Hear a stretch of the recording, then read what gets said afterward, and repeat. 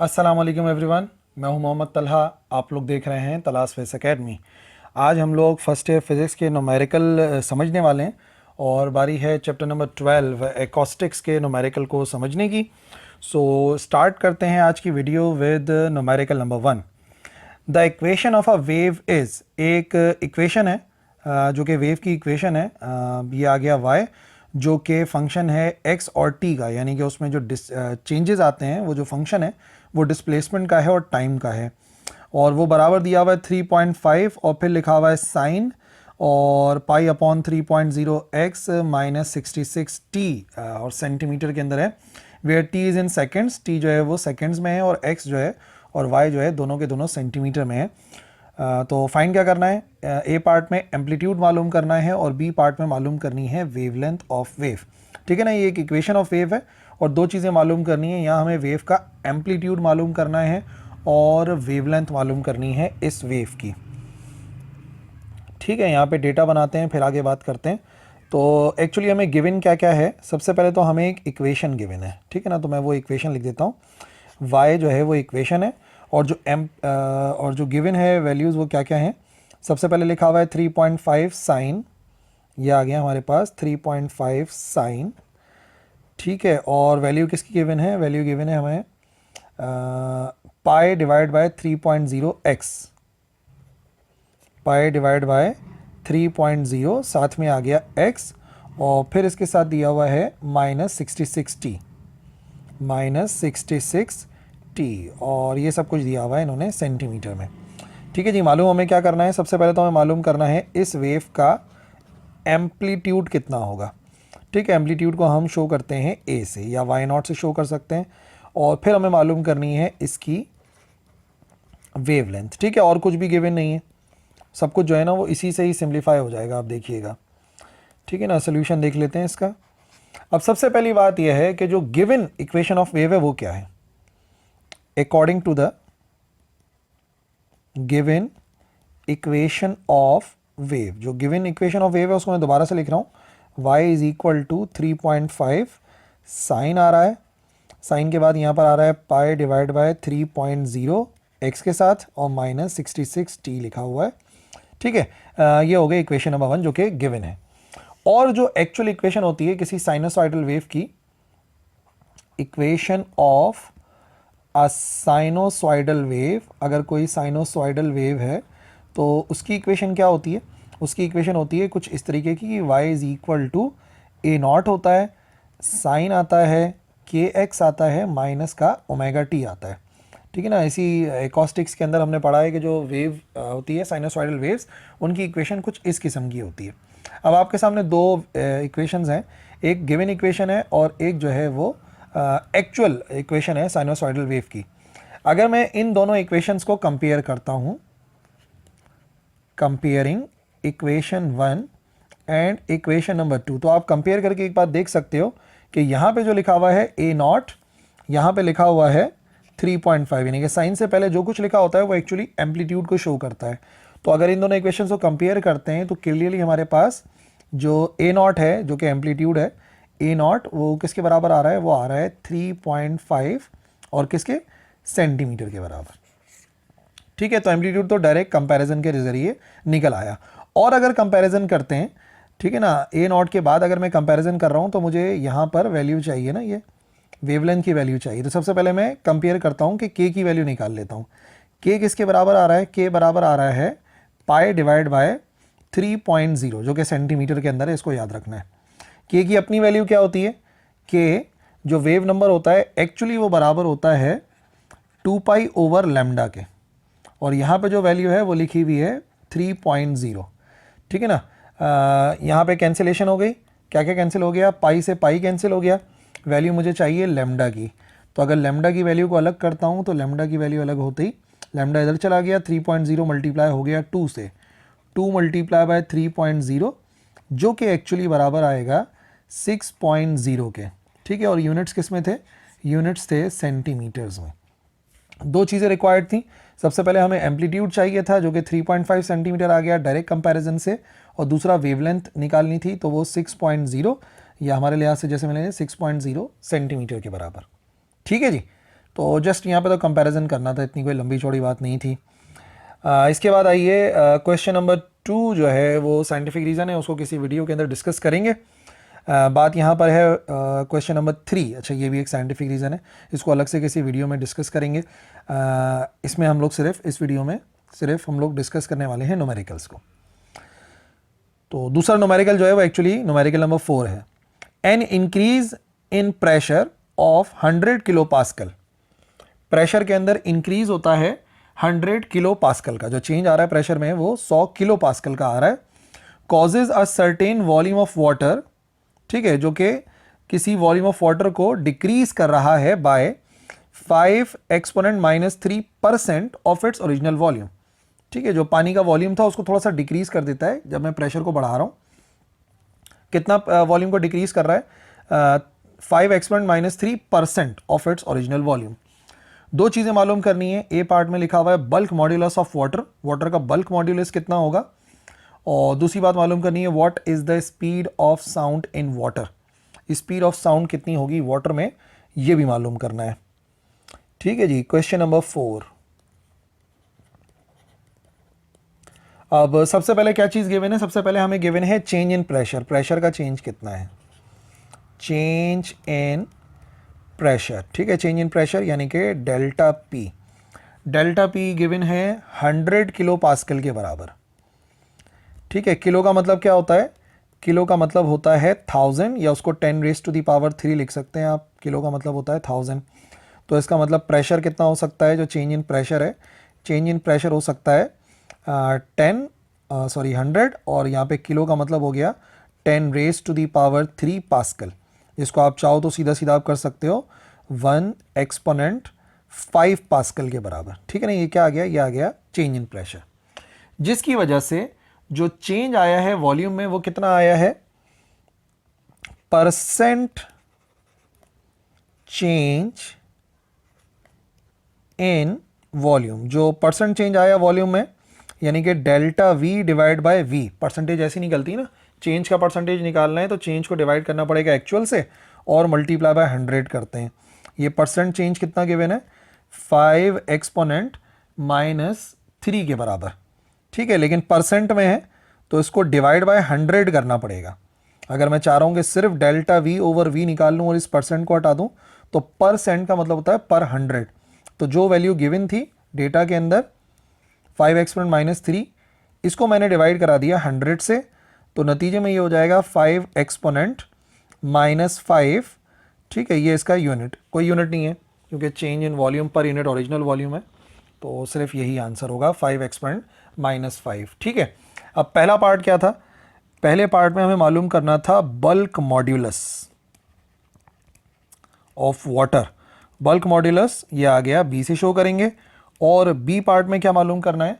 B part में हमें मालूम करना है स्पीड ऑफ वेव। वेव की स्पीड मालूम करनी है और वेव की स्पीड को हम सीधा सीधा वी से शो करते हैं। ठीक है, दो चीज़ें थी, ये आ गया what is the speed of sound in water.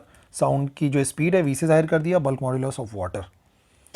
अच्छा जी, अब आप आइए डेफिनेशन के ऊपर कि एक्चुअली जो बल्क मॉड्यूलस है उसकी डेफिनेशन क्या है।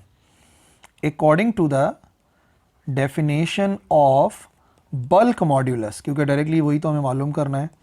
बल्क मॉड्यूलस की डेफिनेशन के मुताबिक बल्क मॉड्यूलस दो चीज़ों का रेशो होता है, change in pressure divided by fractional change in volume. ठीक है, अगर किसी भी मीडियम का आपको बल्क मॉड्यूलस चाहिए तो उसके लिए फॉर्मूला ये है कि change in pressure divide by fractional change in volume. Fractional change मतलब अगर परसेंटेज चेंज को डिवाइड करा दोगे ना 100 से तो वही फ्रैक्शनल चेंज हो जाता है। तो यहाँ पे वैल्यू क्या क्या है? डेल्टा पी पता होना ज़रूरी है। डेल्टा पी कितना है? डेल्टा पी है 1 exponent 5 divided by change in volume कितना है? ये है 5 एक्सपोनेंट -5। ठीक है जी, तो ये हो जाएगा बल्क मॉड्यूलस बराबर आ जाएगा। सबसे पहले यहाँ पर आएगा 2, 1 डिवाइड बाय 5 ये होता है 0.2 के बराबर, और 10⁻⁻ कितनी बन जाएगी? 10⁻⁻ -5 ऊपर जाके प्लस हो जाएगा, 10⁻10 हो जाएगी। ठीक है, और अब बात ये है, ये आंसर तो करेक्ट आ गया 0.2 10⁻10, लेकिन अगर आप बुक में देखोगे तो वो इन्होंने मेगा पास्कल के अंदर कन्वर्ट किया हुआ है। तो हम भी चाहेंगे कि हम इसको मेगा में कन्वर्ट कर लें। मेगा का मतलब होता है 10 रेज टू द पावर 6, तो 6 अलग कर लो, ये क्या हो जाएगा 0.2 10 raise to the power 4 into 10 raise to the power 6, और यूनिट तो आपको पता है पास्कल ही होता है। अब ये तो 10 रेज टू दी पावर 6 की जगह पर मेगा आ जाएगा, और 0.2 को मल्टीप्लाई कराएंगे 10 रेज टू दी पावर 4 से, तो ये बन जाएगा 2000, इसकी जगह पर आएगा मेगा, और ये आ गया पास्कल। अब आंसर तो वो भी करेक्ट था, आंसर तो ये भी करेक्ट है जो ऊपर लिखा हुआ है, लेकिन बेहतर ये कि जब इतना बड़ा आंसर आ रहा है तो उसको आप मेगा वगैरह के अंदर कन्वर्ट कर लें। ठीक है जी, ये एक बात हो गई। अब दूसरी बात, अब हमें मालूम करनी है स्पीड ऑफ साउंड। सेकंड जो हमारे पास पार्ट है वो है speed of sound in water. Water के अंदर स्पीड ऑफ साउंड कितनी होती है? तो स्पीड ऑफ साउंड का फॉर्मूला आपको यूज़ करना पड़ेगा कि फॉर्मूला क्या है।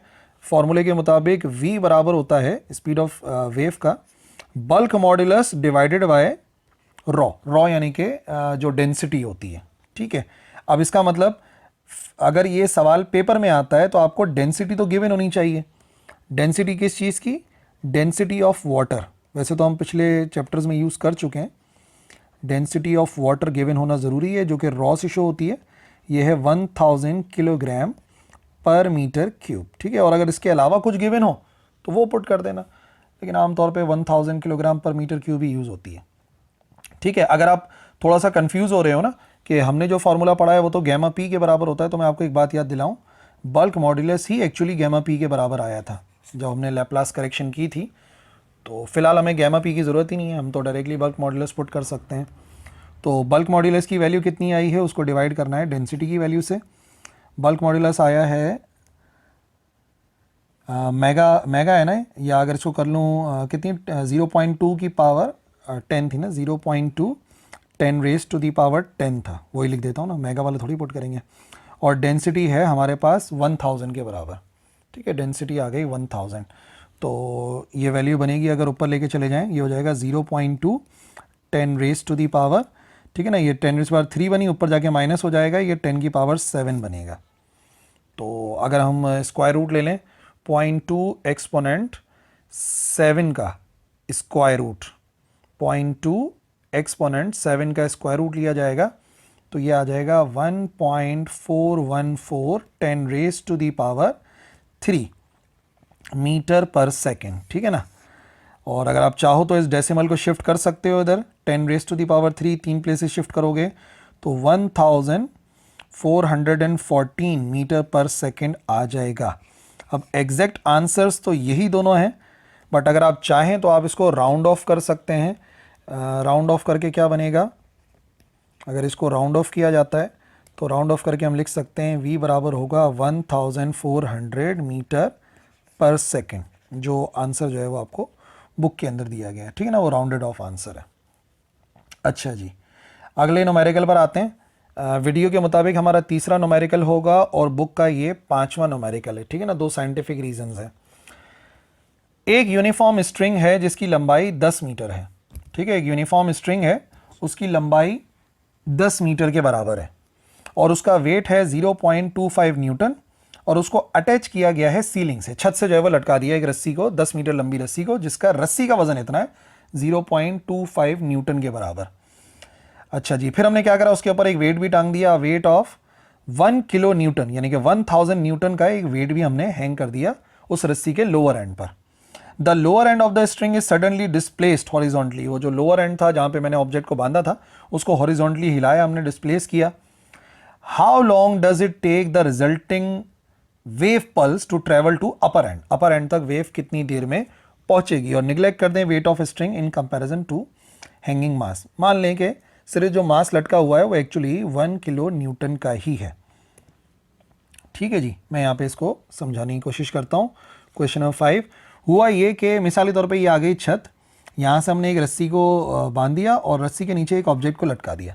ठीक है, अब क्या होगा, अगर मैं इस ऑब्जेक्ट को सडनली डिस्प्लेस करवाऊंगा तो आप देखेंगे कि ये जो ऑब्जेक्ट है ये तो डिस्प्लेस हो जाएगा, डिस्प्लेस होकर आगे पीछे मूव करेगा, जैसे इधर आ गया और यहाँ पर डिस्प्लेस होकर आ गया, इस तरीके से डिस्प्लेस होगा। लेकिन नतीजे में आप क्या देखेंगे कि यहाँ से एक वेव जनरेट होगी, एक वेव जनरेट होगी जो कि ट्रैवल करेगी ऊपर तक। अब सवाल यह है कि ये यहाँ से यहाँ तक जो ट्रैवल करेगी वो कितनी देर में करेगी, हमें टाइम मालूम करना है। ठीक है, और बाकी बहुत सारी चीज़ें जो है ना यहाँ पर गिवन है हमें। ठीक है ना, हमें क्या क्या गिवन था, सबसे पहले तो ये रस्सी की लंबाई दी हुई है, डेटा के अंदर लिख देते हैं। सबसे पहले हमें गिवन है लेंथ ऑफ स्ट्रिंग, रस्सी की लंबाई कितनी है। लेंथ ऑफ स्ट्रिंग को शो करेंगे L से, जो कि 10 मीटर के बराबर है। ठीक है, और हमें वज़न दिया हुआ है रस्सी का। ठीक है, वेट ऑफ स्ट्रिंग, इसको मैं स्मॉल w से शो कर दूंगा, या W1 कर देता हूँ। चलो, हो सकता है कुछ बच्चे बड़े और छोटे W में फ़र्क ना कर पाएँ, तो W1 याद रखना स्ट्रिंग का वेट है, और स्ट्रिंग का वेट था 0.2 न्यूटन, 0.2 न्यूटन के बराबर। ठीक है, 0.25 है, सॉरी, 0.25 न्यूटन के बराबर। फिर जो हमने वेट हैंग किया है, वेट हैंग्ड, इसको W2 कर देते हैं। ठीक है, ये कितना है, ये है 1 किलो न्यूटन के बराबर, और 1 किलो न्यूटन का मतलब आपको पता है 1000 न्यूटन के बराबर है। ठीक है जी, तो सवाल क्या है, सवाल यह है कि टाइम कितना लगेगा वेव को अपर एंड तक पहुंचने में, यानी कि जब यहाँ से वेव जनरेट होगी तो कितनी देर में वो ऊपर तक पहुंच जाएगी, ये हमें फाइंड करना है। ठीक है, तो अब जो कॉन्सेप्ट है ना यहाँ पे वो है स्पीड ऑफ वेव का। The speed of wave is given by, speed of wave को हम कैसे शो कर सकते हैं, v का जो फॉर्मूला होता है उसको आपने यूज करना है। वो क्या होता है, ये फॉर्मूला होता है t डिवाइडेड बाय म्यू। ठीक है, अब क्या चीज़ किसके बराबर है, t का मतलब होता है रस्सी पे हमने कितना टेंशन या कितना वेट हैंग करा है, और म्यू क्या होता है, ये होता है रस्सी की लीनियर डेंसिटी। लीनियर डेंसिटी का मतलब क्या होता है, उसका मास डिवाइड कर दो उसकी लेंथ से, और टेंशन मतलब कितना वेट जो है वो एक्चुअली हमने हैंग किया हुआ है, ये इंपॉर्टेंट बात है। तो अगर मैं फॉर्मूला हमारे वाले केस के लिए लिखना चाहूँ, इन दिस केस, तो भाई देखिए हमारे लिहाज से क्या बनेगा, v बराबर आ जाएगा, टेंशन कितना हैंग करा हमने नीचे की तरफ, इस वेट को जिसको हमने हैंग करा था हमने इसको नाम दिया है W2 का।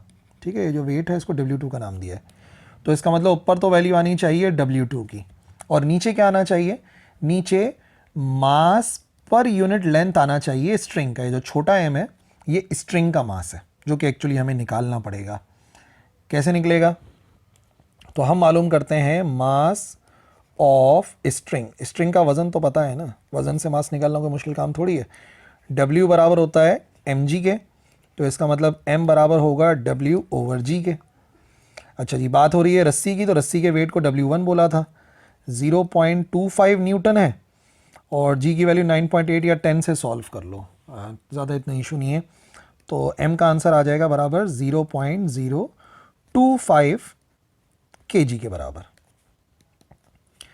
ठीक है, 0.025 kg आ गया, डिवाइड बाय 10 जब मैंने कराया। m की वैल्यू आ गई, लेंथ ऑलरेडी पता थी, तो ये जो फॉर्मूला है ना इसको इक्वेशन 1 कर देते हैं। इक्वेशन 1 इंप्लाइज दैट स्पीड बराबर है, ऊपर आना चाहिए वेट, कौन सा, जो कि हमने हैंग करा था 1000 न्यूटन का, ऊपर आ गया 1000 न्यूटन, डिवाइडेड बाय, और नीचे क्या चीज़ आनी चाहिए, यूनिट हटा दो, वो ऑब्वियस है, मास पर यूनिट लेंथ। मास कितना है, मास है 0.025, और लेंथ ऑफ स्ट्रिंग कितनी है, लेंथ ऑफ स्ट्रिंग बराबर है 10 मीटर के, तो लेंथ की जगह पर 10 आना चाहिए। इसको अगेन डिवाइड करवा देंगे तो v बराबर आएगा अंडर रूट 1000 डिवाइडेड बाय 0.0025। अब डिवाइड करके स्क्वायर रूट लेना है, 1000 डिवाइडेड बाय 0.0025। ठीक है, ये आ गया हमारे पास 400 एक्सपोनेंट 3। एक्सपोनेंट आपके कैलकुलेटर में डिफरेंट भी आ सकती है, उससे परेशान नहीं हुआ करो, और फिर इसी का स्क्वायर रूट लेंगे 400 एक्सपोनेंट 3 का, तो ये आंसर आ जाएगा हमारे पास v is equal to 632.45 metres पर सेकेंड।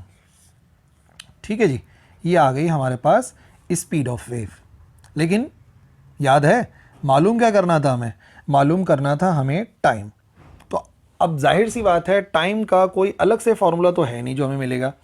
अगर एक मरतबा हम स्पीड मालूम कर लेंगे तो टाइम मालूम हो जाएगा आसानी के साथ। तो अब हम क्या करेंगे, डेफिनेशन इस्तेमाल करेंगे स्पीड की।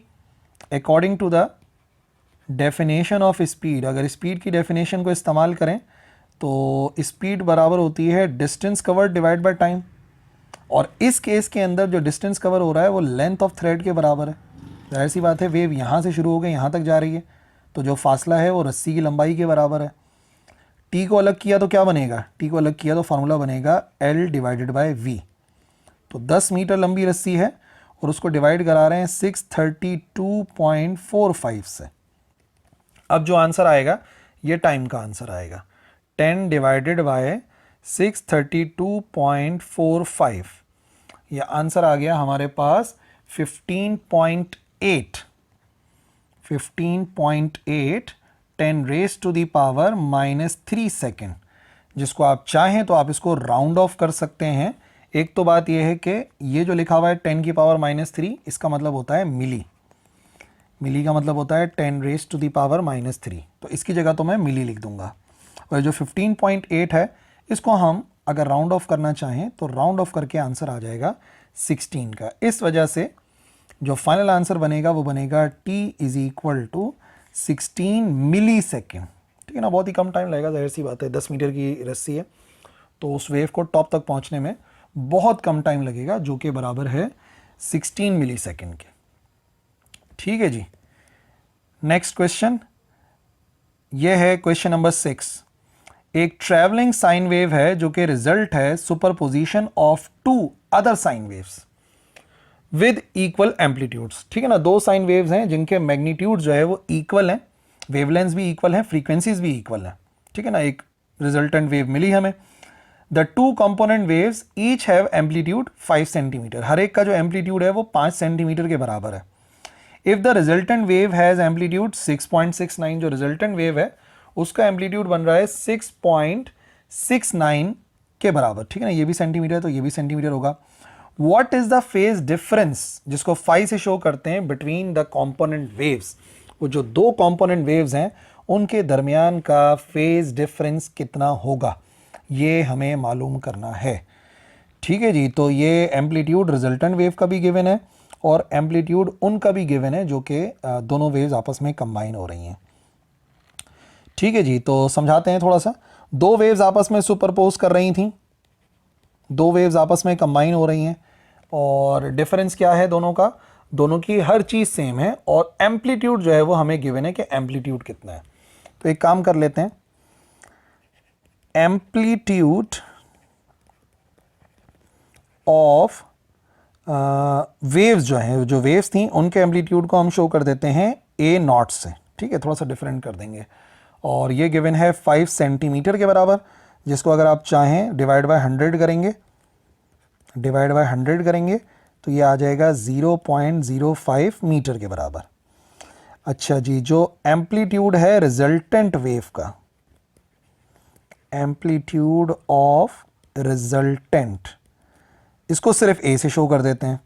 ये था 6.69। ठीक है ना, तो ये भी सेंटीमीटर के अंदर है और इसको भी अगर आपने कन्वर्ट करना है तो आप डिवाइड बाय 100 कराओगे तो ए का जो आंसर आएगा वो बराबर आएगा 0.0669 मीटर्स के।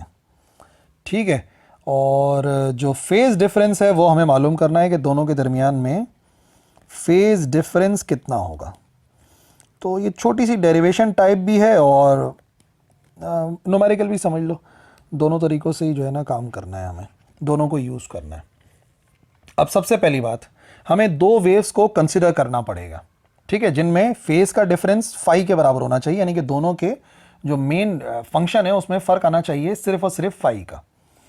तो मैं क्या कर रहा हूं, लेट अस कंसिडर 2 वेव्स। ठीक है ना, 2 वेव्स हम कंसिडर कर रहे हैं। पहली वेव कर देते हैं y1 जिसका एम्पलीट्यूड A0 के बराबर है। ठीक है ना, और साइनोसॉइडल वेव है तो उसकी इक्वेशन बना लेते हैं kx और प्लस ओमेगा टी, ठीक है ना, ये उसकी इक्वेशन है पहले वाली वेव की। और जो दूसरे वाली वेव की इक्वेशन है उसको y2 लिखेंगे, एम्पलीट्यूड सेम है और सब चीज़ें सेम है, के एक्स भी सेम है, ओमेगा टी भी सेम है, लेकिन दोनों में जो फ़र्क है वो सिर्फ इतने फेज डिफरेंस का है। तो यहाँ का अगर फेज मैंने नहीं बनाया तो यहाँ पे फेज डिफरेंस हमें सिर्फ फाई लिखना पड़ेगा, ठीक है ना। दोनों के एंगल में फ़र्क है, इनिशियल एंगल दोनों का डिफरेंट रहा, तो यहाँ का एंगल फॉर एग्जांपल अगर 0 है तो यहाँ का फेज डिफरेंस सिर्फ फाई से शो करना पड़ेगा, यानी किसी भी एक इक्वेशन में आपको फाई लिखना पड़ेगा। ये हो गया y1 की वैल्यू, ये हो गई y2 की वैल्यू। अब अगर मुझे रिजल्टेंट वेव चाहिए तो मुझे सुपरपोजिशन प्रिंसिपल इस्तेमाल करना पड़ेगा कि वेव्स आपस में सुपरपोज हो रही हैं। तो सुपरपोजिशन प्रिंसिपल, सुपरपोजिशन प्रिंसिपल को अगर इस्तेमाल करें तो क्या बनेगा, इक्वेशन के मुताबिक y बराबर होता है y1 प्लस y2 के बराबर, यानी कि इन दोनों को सीधा सीधा आपने ऐड करना है।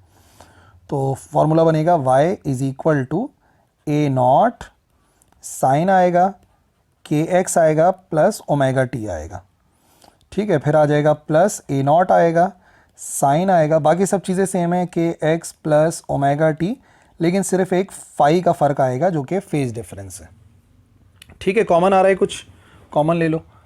एम्पलीट्यूड कॉमन है, जाहिर सी बात है। फिलहाल साइन में से कुछ कॉमन नहीं आ सकता क्योंकि एंगल में थोड़ा सा फ़र्क है। बचेगा क्या, बचेगा sign k x plus omega T और साथ में आ जाएगा plus sine k x plus omega t minus phi, ठीक है। दोनों के एंगल डिफरेंट हैं, ये वाला एंगल डिफरेंट है, ये वाला और ये वाला एंगल भी डिफरेंट है। अब हमें क्या करना चाहिए, अब हमें ट्रिग्नोमेट्री का एक फार्मूला पता होना चाहिए। इंजीनियरिंग वाले बच्चे तो इस फार्मूले को याद करेंगे ही, लेकिन जो बायो वाले हैं उनको इस फार्मूले को याद करना पड़ेगा। डेरिवेशन में नहीं जाना, बस इस फार्मूले को आपने याद कर लेना है। फार्मूले के मुताबिक अगर एक लिखा हुआ है साइन u और फिर लिखा हुआ है आगे साइन दूसरा कोई एंगल है जिसको v से शो कर देते हैं, तो sine u plus sine v किसके बराबर आता है, ये एक फार्मूला होता है 2 sine u plus v divide by 2 लिखते हैं, ठीक है। और फिर लिख देते हैं मल्टीप्लाई में cos u minus v divided by 2, ठीक है ना। ये फार्मूला है सम टू प्रोडक्ट, यानी कि अगर दो एंगल्स हैं जिनका साइन का सम लिया जा रहा है तो उनको प्रोडक्ट में कन्वर्ट करते हैं तो वो इसके बराबर आता है, ठीक है ना। तो यहाँ पे जो आपको फ़र्क नज़र आएगा बेसिकली वो फ़र्क आपको नज़र आ रहा है इधर कि भाई ये जो है, ये जो पूरा एंगल लिखा हुआ है ये u के बराबर है और ये जो पूरा एंगल लिखा हुआ है ये v के बराबर है। इन्हीं को ऐड करना है, इन्हीं को सब्ट्रैक्ट करना है, ठीक है जी। तो अगले पेज पे कर लूँ, थोड़ा सा लंबा हो जाएगा ना, फार्मूला थोड़ा सा लंबा हो जाएगा, तो मैं इसको छोड़ के इधर लिख रहा हूँ। अब जो मैं फार्मूला इस्तेमाल करूँगा y के लिए, ये आएगा y is equal to a naught अपनी जगह पर है, ठीक है। ब्रैकेट के अंदर सारी चीज़ें लिख रहा हूँ। सबसे पहले आना चाहिए 2, फिर आना चाहिए साइन, ठीक है। क्या आना चाहिए, u प्लस वी, u की जगह पे क्या आएगा, k x plus omega T, plus v की जगह पे क्या आना चाहिए, के एक्स प्लस ओमेगा टी, दोबारा से आएगा जाहिर सी बात है, और माइनस का फाई लगेगा, और डिवाइड में क्या आना चाहिए, डिवाइड में आना चाहिए 2, ठीक है। साइन वाली वैल्यू आ गई। अब कॉस वाली वैल्यू, कॉस में क्या आना चाहिए, u माइनस वी, जो u की वैल्यू है पहले वो लिखो, के एक्स प्लस ओमेगा टी, ठीक है। u की वैल्यू आ गई और माइनस में आना चाहिए के एक्स प्लस ओमेगा टी और माइनस का फाई, डिवाइड में आ जाएगी वैल्यू 2 की, ठीक है जी। ये 2 बाहर लिखा जा सकता है, y बराबर आ जाएगा 2a नॉट, इधर कितने हो जाएंगे देखो, साइन आ गया, सबसे पहले आ गया 2kx, फिर आ गया 2 ओमेगा टी और माइनस का फाई जो है वो एज इट इज़ आ जाएगा, ये आ गया हमारे पास माइनस का फाई। अच्छा, ये जो 2 लिखा हुआ है बारी बारी तीनों के नीचे लिख देता हूँ ताकि इसी स्टेप के अंदर कैंसिलेशन हो जाए। अच्छा, ये 2 इस 2 को कैंसिल नहीं कर सकता, अगर आपकी जहन में आ रहा है तो बिल्कुल गलत आ रहा है। ये एंगल के अंदर का 2 है, ये बाहर है, ऐसे कैंसिल नहीं हो सकते। हाँ, एंगल के अंदर वाले 2 एंगल के अंदर वाले 2 से कैंसिल हो सकते हैं, ठीक है। इधर क्या मामला होगा, इधर कॉस आएगा और के x plus omega t minus का के एक्स माइनस का ओमेगा टी प्लस का फाई, और डिवाइड में क्या लिखा हुआ है, डिवाइड में लिखा हुआ है 2। क्या क्या कैंसिल हो गया, के एक्स से के एक्स कैंसिल, ओमेगा टी से ओमेगा टी कैंसिल, तो यहाँ पे तो सीधा सीधा 5/2 आ गया। y is equal to 2a0 आ गया। ठीक है, फिर आ गई साइन की वैल्यू, साइन है के x plus omega t minus 5/2।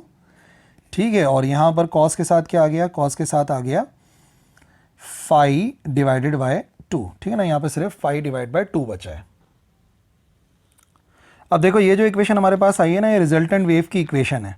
जिस रिजल्टेंट वेव की इक्वेशन में जो एम्पलीट्यूड है ना, वो एक्चुअली इन दोनों फैक्टर से शो होता है, और ये जो है ना, ये इस वेव का फंक्शन है।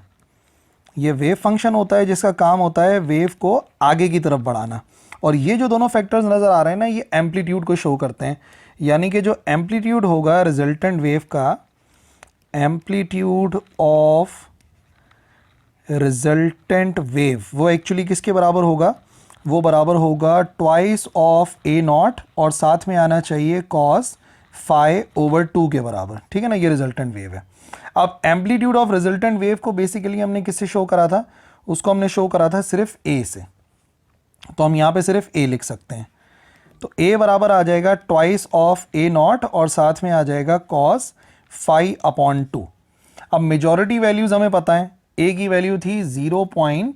हमने उसको मीटर में कन्वर्ट कर लिया था 0.0669, 0.0669 ट्वाइस ऑफ, और a0 की वैल्यू कितनी थी 0.05। ठीक है ना, 5 सेंटीमीटर था तो वो मीटर में कन्वर्ट कर लिया था।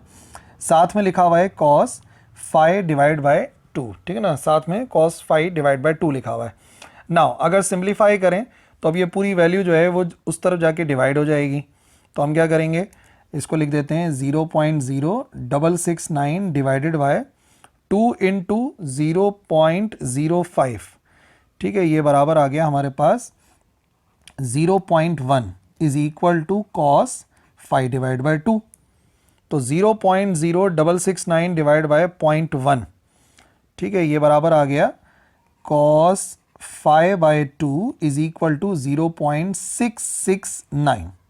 अब पहली बात, cos को ख़त्म करना है, cos इनवर्स लेना पड़ेगा, तो 5/2 बराबर आएगा cos इनवर्स 0.669। ठीक है, cos इनवर्स मालूम करते हैं 0.669, cos इनवर्स 0.669।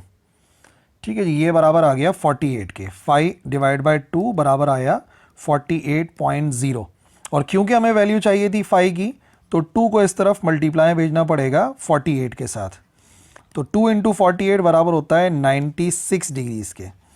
इसका मतलब ऐसी दो वेव्स जिनका जो फेज डिफरेंस होगा वो 96 डिग्रीज होगा और उनका एम्पलीट्यूड 5-5 सेंटीमीटर का होगा, तो वो कंबाइन होने के बाद जो वेव बनाएंगी वो एक्चुअली 6.69 सेंटीमीटर के बराबर बनाएंगी।